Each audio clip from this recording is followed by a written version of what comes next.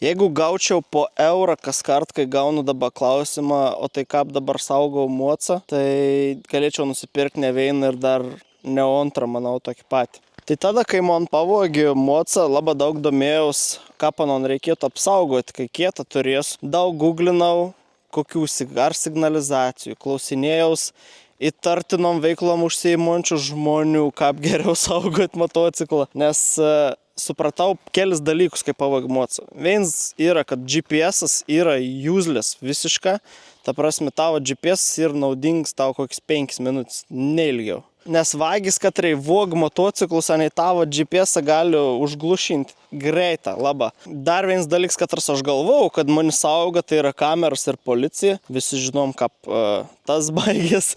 Tai supratau, kad savo mocą gali apsaugoti tik tą pats. Tai žiūrėdams YouTube susiradau tokį įrenginį pavadinimu Monimoto. Aš užsisakiau pabandyti ir pasirodė, kad čia yra lietuvių įrenginys. Atėjai sąskaitą ir žiūrint sąskaitos parašyti saulėtė kelyje, galvoju, kuba lietuvė tipo. Tai aš pats užsisakiau senesnį versiją, animo padovanoju dar naujesnį versiją. Ir kas man labai patiko, kad jie neprašė jokios reklamos, jie neprašė, kad aš čia padedu kodukų ar dar kažko, jie paprašė nuoširdžios nuomonės, ko aš manau apie įrenginį. Tai Monimoto aš pasirinkau pagrindę dėl dviejų dalykų.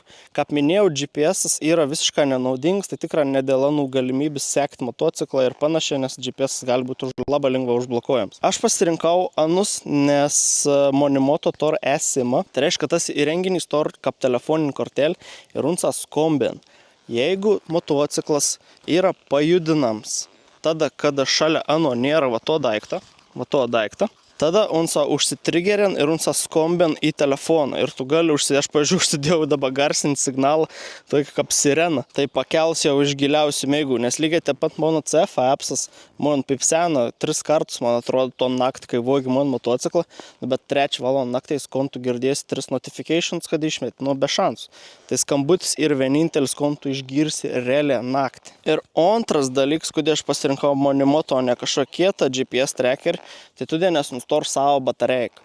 Tai senesnė versija tor 2, man atrodo, ar 3 AA baterijas, o naujesnė versija yra pakraunama laidu. Tas reiškia, kad jeigu tu turi, pavyzdžiui, GPS-ą, kad rasjungas prie akuma, vagis nuėmė sėdinį, tiesiog matys papildom laidų ant akumą ir labai greitai nunešims, o Monimoto tu gali paslėpti bet kur. Dovydas jau pabiški stumda motociklą. Pažiūrėsim, kada užsitrigerins, nes teoriškai turėtų 5 metrų užtekti. O, va. Skombin. Tai va, nebūkit kaip aš, apsaugokit savo motociklą, nes tik jūs ir tik jūs galite apsaugoti.